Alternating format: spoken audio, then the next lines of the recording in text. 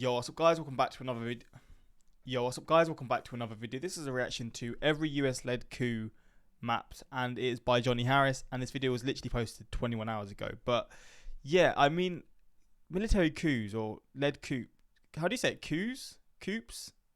I don't actually know. I thought it was military coups, but I don't even know. That wouldn't make sense from how it's spelled. But whatever it is, I'm pretty sure it's like trying to change the government, trying to overthrow the government or change it to someone who's friendlier with your country or something like that, some sort of political thing like that. And I've done a lot of reactions recently based around like the war between the US and Saddam Hussein. Would that be a military coup? Would that be a coup, or is that different? Because I don't know if it's the same as overthrowing or if you're just fighting back someone who's tried to invade another country.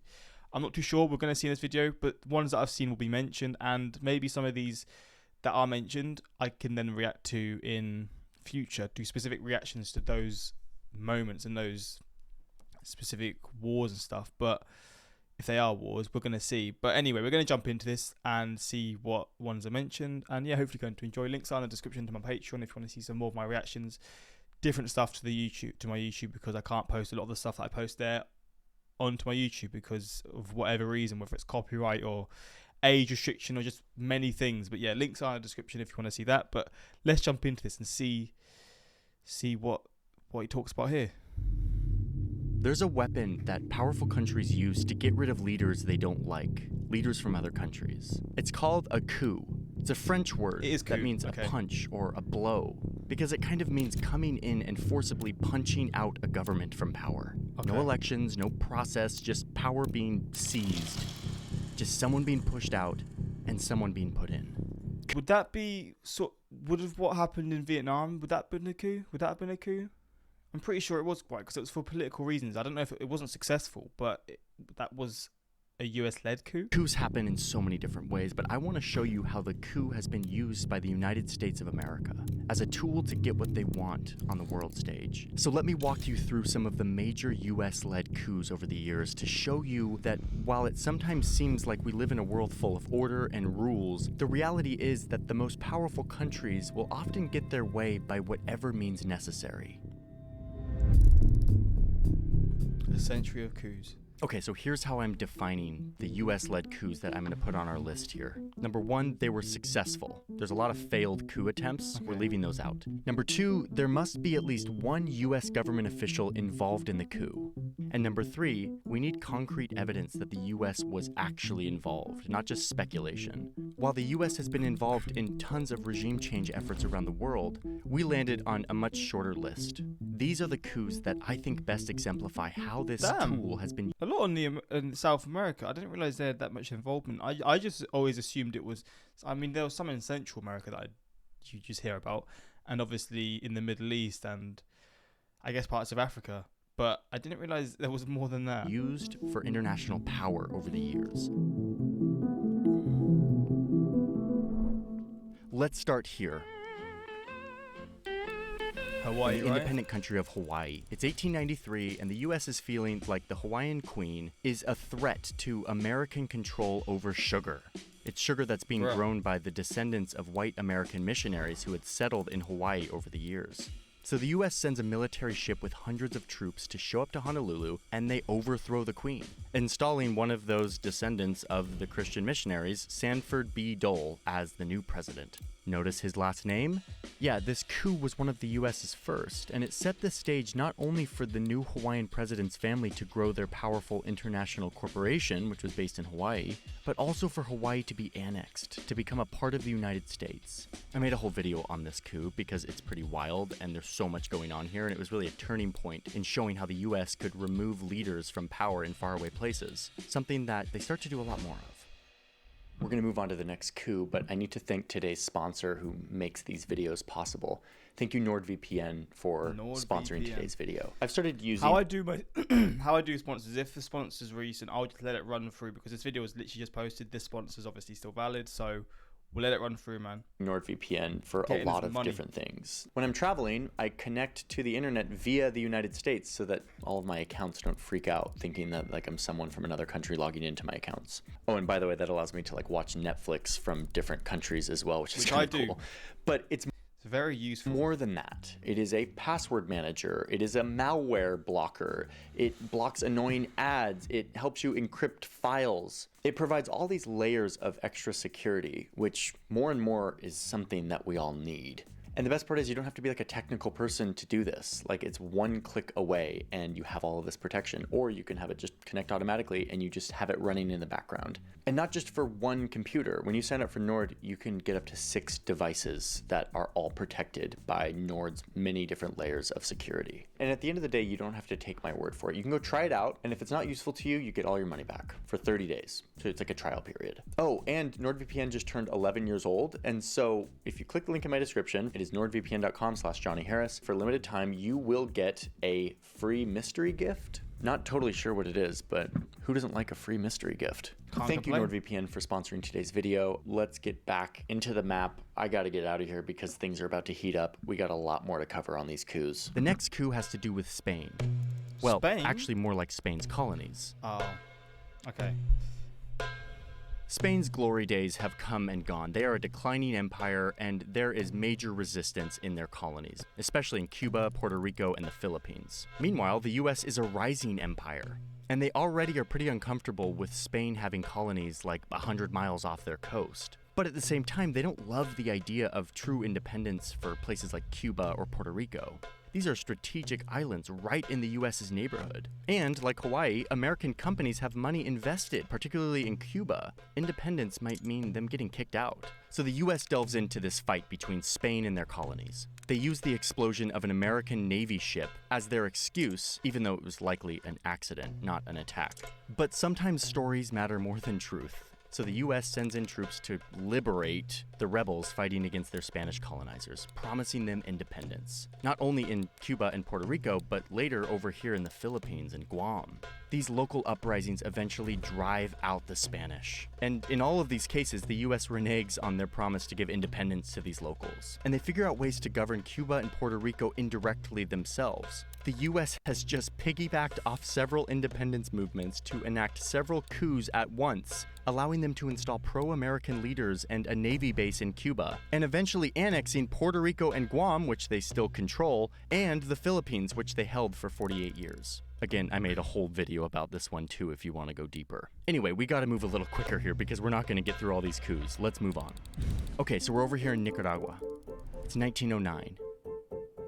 There's a bunch of powerful American companies here, but a new president comes to power vowing to regulate them. The US is not going to let this happen. So the Love it. Money has a lot of control in this sort of stuff. Secretary of State starts spreading rumors to smear this guy, this president, saying that he's building a canal that would compete with the Panama Canal. But really, they're just upset because Nicaragua's taking loans from Europe. The US keeps painting this guy as a war criminal and someone worthy of being thrown out. So push comes to shove, and the US sends ships to both of Nicaragua's coasts. They assemble a bunch of Marines in Panama, basically just flexing on Nicaragua and telling the president to step down. And the benefit of being a rising superpower is that it worked. He has no choice but to step down. And soon, a leader that the US likes comes to power. The coup is complete, and really, this is the first of many instances of the US meddling in Nicaragua.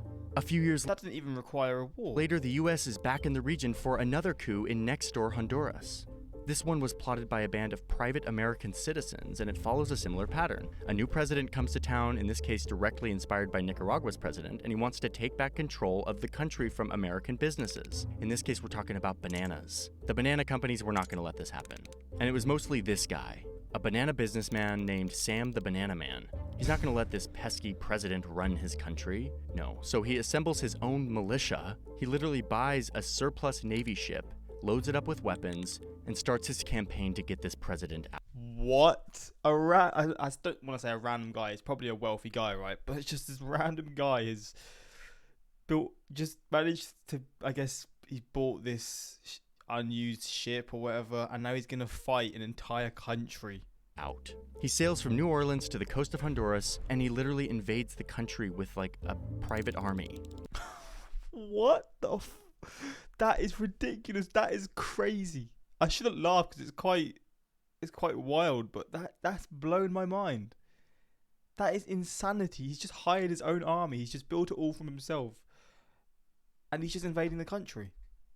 Oh, damn, didn't mean to do that. Wait, where's the US government in all this? They also didn't like the political direction of Honduras either, so they just sort of stood back. Let this private invasion happen, and then at the critical moment, the US steps in to order a ceasefire, basically bullying the president to step down. He had no way forward, no defense, so he resigns. Wow. And the Banana Man's leader of choice takes the presidency, giving the banana businessman land and a unique status to import anything he needs tax-free. Bruh. And, wait for it, he refunds him for all of the coup expenses using public Honduran money. That's fucked. Imagine all the people. Honduras is not a wealthy country now. I don't know how it would have been these times, but I'm sure it wasn't any better, probably worse, and all the money's going towards this already rich person. This banana man literally overthrew the government and made Honduras pay for it. Wow. God damn. Okay, That so is let's move mental. forward to the 50s, where the coup becomes a more useful tool in the American toolkit. Yeah, so at this point, it's a bit different to how it is now. Now it's for reasons that I feel like it's a bit more understandable. I don't want to speak too soon because maybe I'll see them and be like, maybe not. But yeah, anyway, we're going to just see the next ones. There's this new US agency dedicated to collecting and analyzing information from all over the world, meaning for spying. They call it the Central Intelligence Agency, the CIA, and it completely revolutionizes the art of the coup. Oh, and at this point, the US is now a full-blown global superpower, no longer just looking in their own neighborhood, but rather at the whole world map, investing huge resources into fighting their global rival and its communist ideology. So this gets us to Iran, 1953. Russia borders Iran? No, it's not. It's the Soviet Union. What Soviet countries here at this? Is it like Tajikistan?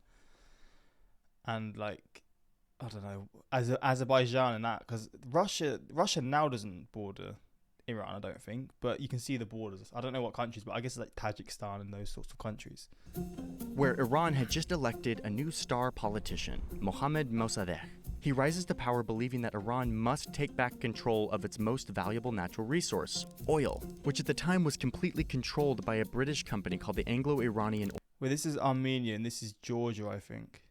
Armenia, Georgia, Russia. Okay, now I think I know. Oil company. Oil, which at the time was completely controlled by a British company called the Anglo-Iranian Oil Company. We know it today as BP.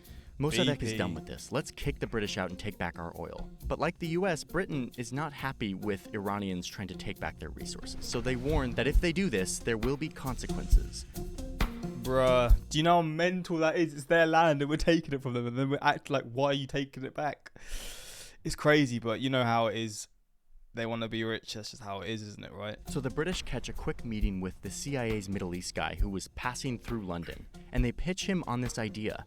Let's throw out Mossadegh. The CIA's like, okay, and they kind of sniff communist vibes on Mossadegh with this big desire to nationalize Iran's oil, or at least they tell themselves they do. So the CIA agrees, and they secretly send this guy to Iran. He's the Middle East bureau chief, Kermit Roosevelt. He's like in his 30s. Oh, and yes, he is the grandson of another big coup guy, Teddy Roosevelt, who I have gone into in other videos. What? Roosevelt sneaks into Iran and is given $1 million taxpayer dollars to use, quote, in any way that would bring about the fall of Mossadegh. So now there's American CIA agents in Iran secretly trying to overthrow the government. And it's a rocky start at first with a bunch of failures. But they start using their money to get traction, bribing politicians, religious clerics, and other leaders to say divisive and controversial things about Mossadegh. They hire locals to stage attacks against religious leaders, making it look like they had been ordered to do so by Mossadegh.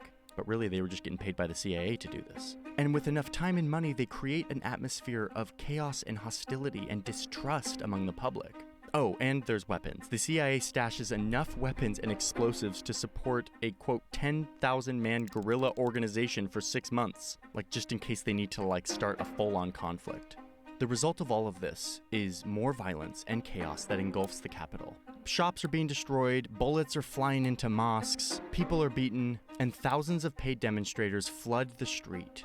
The city falls into anarchy, all of it orchestrated by CIA money. And in the end, this all results in a bloody shootout at Mossadegh's house. He eventually gives up and turns himself in. He's put through a sham trial and found guilty of treason and sentenced to 3 years in solitary confinement and then house arrest. Bro, 3 years in solitary confinement. God damn. where he stayed until his death. The previous ruler of Iran, Mohammad Reza Shah, which just means king, had fled the country. But now, with the democratically elected Mossadegh gone, and with the backing of the US and UK, he could charter a flight back into Iran and take control. Wow. The Shah crowns himself in a tradition which goes back 25 centuries. His title is King of Kings, and he becomes emperor of his nation. The US really came out on top here. They got what they wanted. They now have an American-friendly dictator in a powerful country in the Middle East, who is now welcoming American oil companies to get in on one of the largest oil reserves on Earth. Under the Shah, Iran becomes a brutal police state. He executed military officers, student leaders, anyone associated with Mossadegh. He set up a secret police force, and life was brutal. So brutal What that in the 1979, the frustration of Iranians burst forth in mass protests that ran the Shah out of office and replaced him with an inspiring new leader who would turn Iran into an Islamic republic, built in part off a foundation of resentment for the US having meddled in their country. The Islamic Republic has held power ever since, and has morphed into the oppressive theocracy we know today, though maybe not for long. Yeah, there's a lot of stuff going on there now. God damn. Oil, I mean, I know it has a lot of control, but jeez. All comes from the UK wanting to get their money, and then the US end up, they start talking, and the US start getting involved. It's just funny how it all started with the UK, and then it just led to that. But mate, it makes you understand more why there's so much hostilities in that part of the world, you know? Before we go on, a quick reminder that all of these coups, these plans to overthrow leaders in other countries, did not require American votes or consensus or approval of Congress. It was usually just a few key men in government buildings in Washington, D.C. making this happen. These people would go on to define the Cold War and shape so many covert operations around the world that many of which we'll never know about. Okay, let's keep going. The next year, in Guatemala, the CIA tried to pull the same playbook that they used in Iran, once again targeting a leader that the people had elected, but who wanted to take back the country's resources for the people, to break up these American monopolies that controlled the country's electricity and railroad. The president even starts to seize land from one massive banana company. It was often unused land that he wanted to redistribute to the locals who could farm it and feed their families, and hopefully climb out of the system of endemic poverty in the country. Once again, I made a whole video on this, the geopolitics of bananas in Central America. But the fact is that the US decided that they had to defend the banana companies, or else more communist reforms would spread. So the US President and Secretary of State ordered an overthrow, and the CIA got right to work. Wow. The CIA hand selects a leader that they want to be in power. And then they start giving equipment and training to a bunch of Guatemalan exiles and private soldiers. They set up a secret operation base on the outskirts of Miami. They start delivering weapons to the Panama Canal. But like the other coups, it can't just all be about weapons. They gotta own the information space. So they create a radio station that sounds like it's a local Guatemalan radio station, but really it's being operated out of a small town in Florida. And they What start the hell? publishing fake news about an uprising, unrest, a rebellion. And then, at the same time, the fighters that the CIA had trained and armed invades Guatemala. Pilots start dropping bombs on fuel tanks and military posts and airports. But they weren't starting a full-on war. They weren't trying to cause real damage. They wanted it to feel like a domestic uprising, like a war was on the horizon, to freak people out. And for many, it totally worked. They thought that this was a real uprising and had no idea that the CIA was behind it all. Wow. But the president knew what was up. He had messed with the USA, and now he's hearing about it. Military leaders in his circle are feeling the pressure from the big bully from the north, and they turn on him, and he eventually surrenders. On his way out, the president addresses his people, makes it very clear that, quote, the United Fruit Company, in collaboration with the United States, is responsible for what is happening to us. And just like that, one president is out, and the hand-picked CIA option is in. This new regime is brutal and goes on to do horrible things, detaining people they thought were communists, killing prisoners, breaking up labor unions, and in the process, restoring the banana company's land and ensuring that they maintained their hold on this economy. This kicks off an era in Guatemala of more political assassinations and instability, something that still plagues the country today. And yet to this day, there is no evidence that the Soviets were ever slightly interested in Guatemala. Communism was once again the excuse, but really this was about securing American business interests, What the tearing a hell, country man? apart for bananas. Bananas taste the best and are the best for you. All right, let's go to Africa. So it's 1960 here in the center of Africa, a country called Congo. They just gained independence from Belgium, and they have an election. And this guy, Patrice Lumumba, wins, becomes the prime minister. But immediately, over in Washington, the communist alarm bells instantly start sounding off. Because we're in the middle of the Cold War, and Congo is a place full of tons of natural resources, including loads of uranium, the main ingredient for nuclear bombs. This is at a time when Americans are keeping gas masks next to their bed and have hordes of canned goods in their basements. Oh, wow. And officials in Washington can't risk Congo falling into the influence of the Soviet Union. So they start focusing on this prime minister. The CIA director called him, quote, an urgent and prime objective that should, quote, be a high priority of our covert action. So they pull a more political coup than the ones before. They start allying with Lumumba's political enemies and Congo's former colonizer Belgium. They bribe politicians, they fund protests and labor movements, and they circulate propaganda, similar ingredients to the previous coups. And when the moment is right, all these bribed politicians do what the CIA asked them to.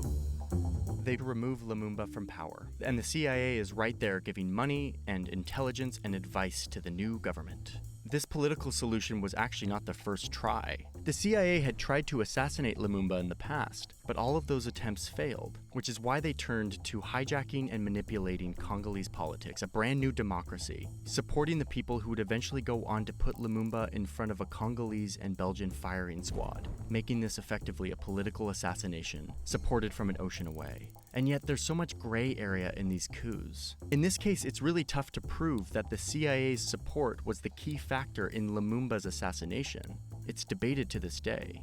An effective foreign-sponsored coup works like this, operating in the shadows, fueling divisions, appealing to the worst demons of the people on the ground, through money, through influence. God damn, man. All right, let's move on to the Caribbean in the 1960s. There's a brutal dictator here in the Dominican Republic. I mean, this guy's really bad. He's rumored to feed his opponents to sharks. But anyway, what the US cares about is that there's fear that a communist revolution could happen at any moment. So the CIA sends weapons to a group of hitmen who go assassinate this guy. It ends up being an ambush and a car chase. They're successful in taking him out, ending his 31-year rule. And eventually the US sends in forces to occupy the DR to make sure that a leftist candidate doesn't come to power. They restore order, and eventually a US-friendly candidate is elected. Okay, so now we have to head over to Vietnam That seems in better, 1963. to be fair. That seems like one that you can actually fully understand, because you got someone like that in control. You don't want them in control, you know. See, now with Vietnam, I don't really know what the actual situation was. Was the fear, again, it was communism, but was it the fear that they were going to get close to Russia again? Was that the factor in it? I think it was, like, one part of Vietnam was getting closer to the other part or something, because there was North and South Vietnam that were fighting against each other. And boy, this is a way bigger one than we have time for, but we're trying to focus on the coup element of this. Vietnam was divided in two, between communist and pro-Western governments. The US needs the South to stay on their side, but Washington starts to lose confidence in this guy, the South's leader. He's losing a grip on the country, and the US fears that communism will take over the whole country of Vietnam. So the CIA rolls up its sleeves. It's time for another coup. This time they focus on a South Vietnamese general who also doesn't love the president, and he agrees to do the CIA's bidding. And when given the signal, the general directs his military to seize the airport and radio stations, and they block off highways. They march to the presidential palace. A bloody shootout goes down, and this president, President Diem, escapes. He happens to be with his brother, but it's not going well for them, so he realizes that he needs to set up a meeting to surrender. They're going to meet at a Catholic church. This was probably going to be a peaceful meeting, but when the generals arrive, they just kill him on the spot. Oh, wow. Just like that. Saying, quote, to kill the weed, you must pull up the roots. Meaning, in order to solve the problem, Diem must die. Exile was not enough. Now, the US actually didn't plan for this to happen. They didn't want to kill this guy. It was not an official order from Washington. But they made this coup happen. JFK is said to be really distraught about this. The first American Catholic president behind the coup that killed the first Vietnamese Catholic president. And incidentally, JFK was assassinated 20 days later. What? That is crazy. When you hear that whole context, that's wild. One national security journalist argues that Diem's assassination actually had a greater impact on American history than the murder of JFK. because it locked the US into a decade of conflict in Vietnam, which ballooned into a long war, ending in an embarrassing defeat and a political crisis at home. One of the few coups where the US actually had to deal with the aftermath.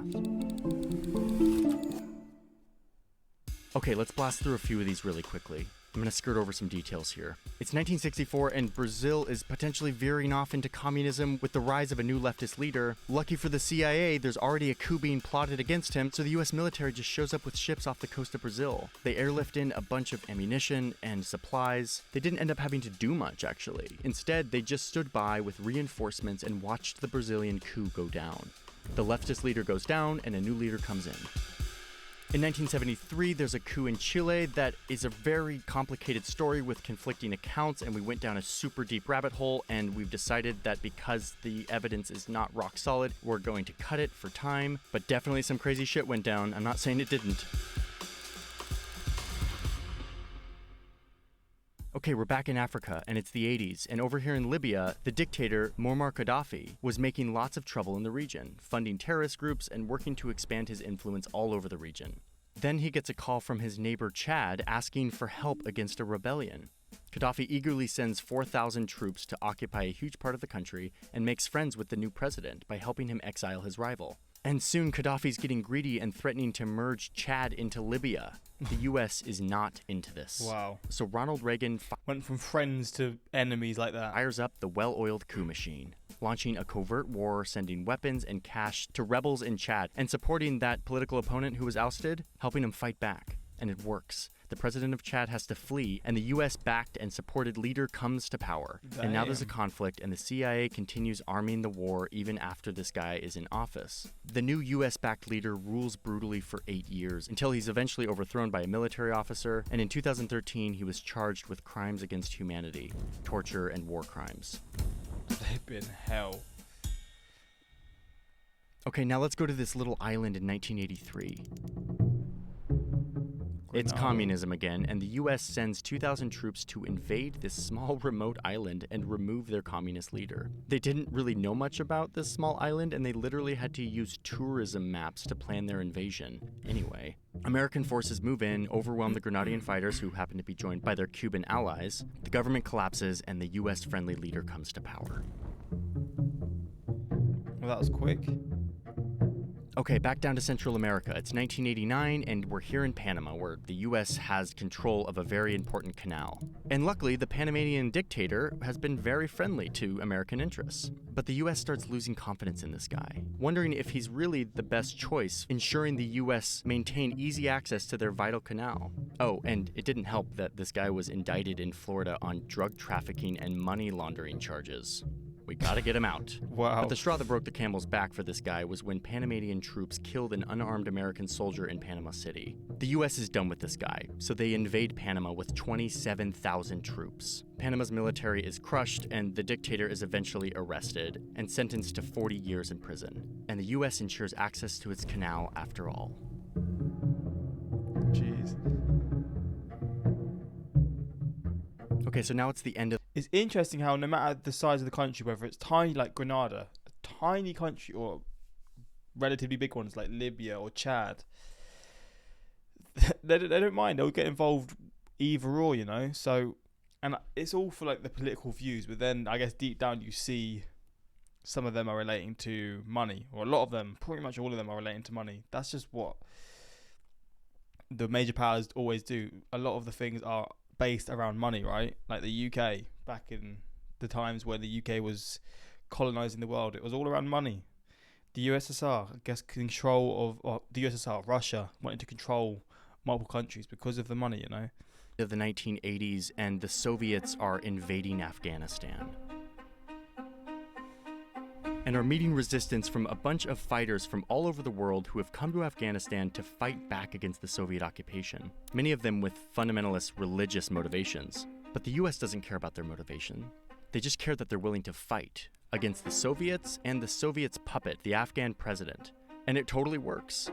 With the help of the US, these fighters push the Soviets back and successfully run the Afghan president out of office. And as he's being run out of office, he forebodingly warns the Americans that if they leave Afghanistan in the hands of these fighters, that it would He wasn't wrong. quote, be turned into a center for terrorism.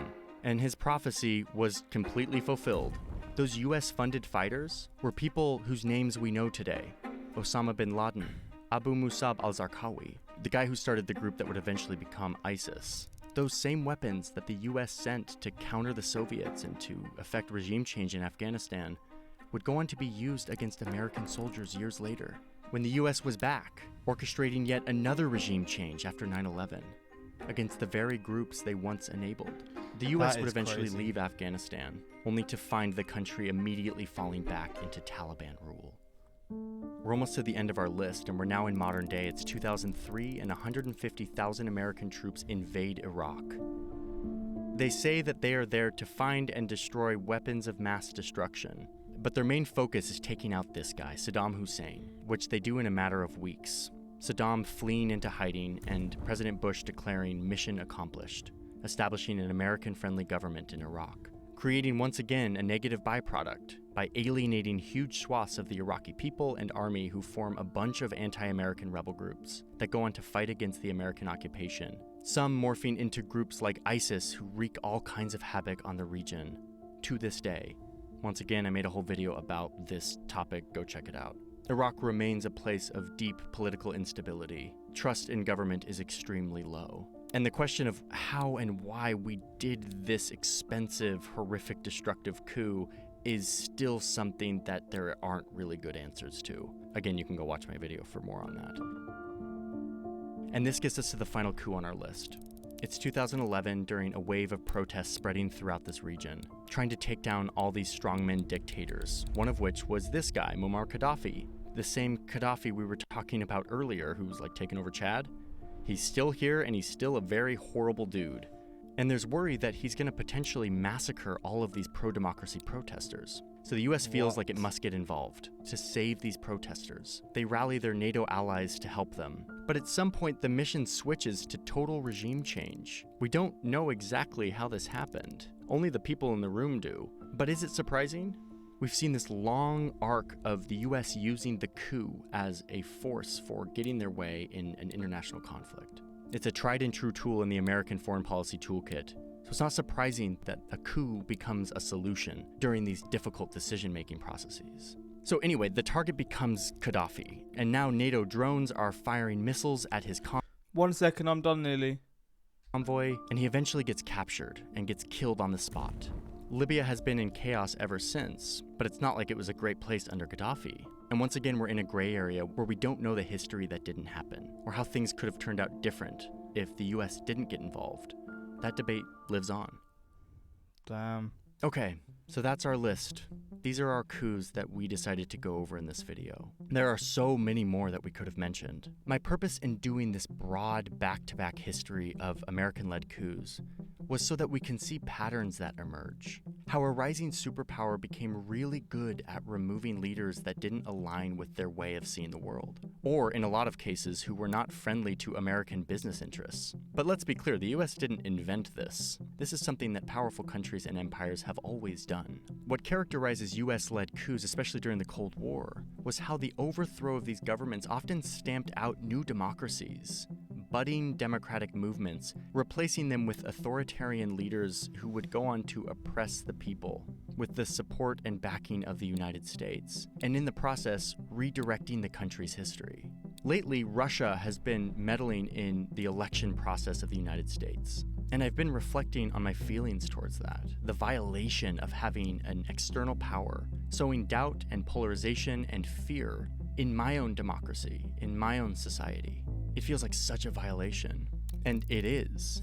This is giving me just a tiny taste of what it feels like to have an outside power pulling the strings in your country, tearing it apart for their own purposes, and in the process creating more problems for the people and for the United States itself, undermining any semblance of democracy or development, all in the name of keeping the US on top and dominant over the globe. God damn. Well, this was a wild watch. I feel like I learned a lot. Most powerful countries will get their way by any means necessary. It's one of the most accurate sentences said in history. Coups are terrifying. The fact that governments and countries could just dissolve. Yeah, it's an interesting topic. I didn't know much about any of these, and to be fair, I still don't know a lot about them because there's obviously more in-depth videos out there. So like I said, if there's more videos out there that you want me to see, please let me know because I'll be sure to check them out. But that is pretty much it, and until next time, like, subscribe, and peace.